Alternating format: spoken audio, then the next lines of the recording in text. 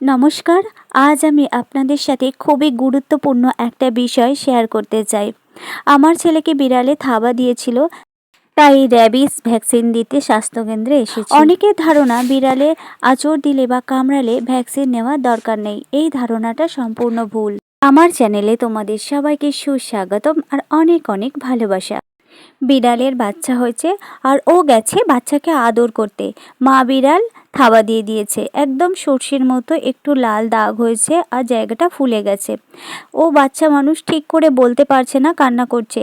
আমিও খুব কনফিউশনে ছিলাম, এইটুকু দাগ, রক্ত বের হয়নি, কি করব, ভ্যাকসিন দেবো না দেবো না।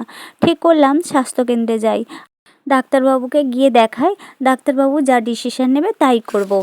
সরকারিভাবে স্বাস্থ্যকেন্দ্র হসপিটালে বিড়াল কুকুরের জন্য কামড়ের ভ্যাকসিন সম্পূর্ণ বিনামূল্যে দেওয়া হয় এবং ডাক্তারকেও কোনো ভিজিট পে করতে হয় না।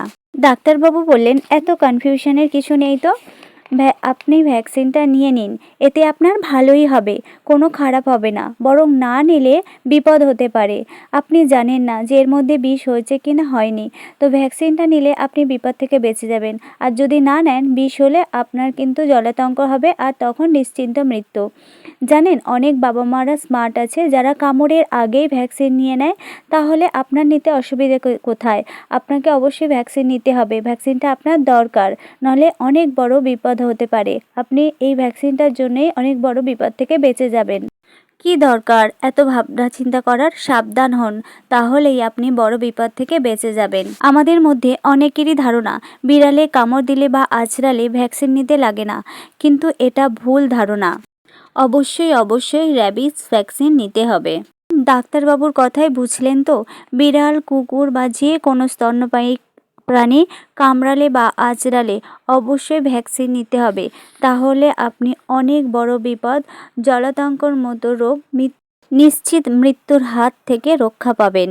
আর ভ্যাকসিন না নিলে আপনাকে কেউ বাঁচাতে পারবে না যদি একবার জলাতঙ্কর হয়ে যায়। এটা আমার ছেলে শিবান্যায় গোমস্তার টিকিট, যেটা স্বাস্থ্যকেন্দ্রে দেখিয়েছিলাম এবং ভ্যাকসিন নিয়েছিলাম। বলা যায় এটাই ভ্যাকসিন কাগজ। এইখানে ভ্যাকসিনের টোটাল 4টে ডোজ থাকে। একটা হচ্ছে 0 ডেজ, যেদিন কামড়েছে সেদিন নিতে হবে। তার থেকে 3 দিন পর আর একটা নিতে হবে। আর তার থেকে 4 দিন পর আরও একটা নিতে হবে। আর তার থেকে 14 দিন পর আর একটা নিতে হবে। এখানে অনেকগুলো ডেট দেখিয়েছে, কারণ আমাদের 25 তারিখ থেকে ছুটি ছিল তাই। আর যদি জ্বর আসে তাহলে প্যারাসিটামল খেতে হবে। ব্যাস এইটুকু। আর এর জন্য কোনো টাকা পয়সা লাগবে না। সরকারি হসপিটাল বা স্বাস্থ্যকেন্দ্রে যেখানে দেওয়া হয় এই ভ্যাকসিনগুলো, সেখানে যোগাযোগ করলে আপনি সম্পূর্ণ ফ্রিতে ভ্যাকসিন পেয়ে যাবেন। শুধু সময় করে আর ধৈর্য ধরে আপনাকে ভ্যাকসিনগুলো নিতে হবে। ভ্যাকসিন নেওয়া হয়ে গেলে অবশ্যই কাগজটা যত্ন করে রেখে দেবেন, কারণ পরবর্তী সময় যদি কখনো কামড়ায় তো এটা খুব দরকার হবে। আমি আজকে এই ব্লগটা বানালাম শুধু নিজের জন্য নয়, আপনাদের সচেতন করার জন্য।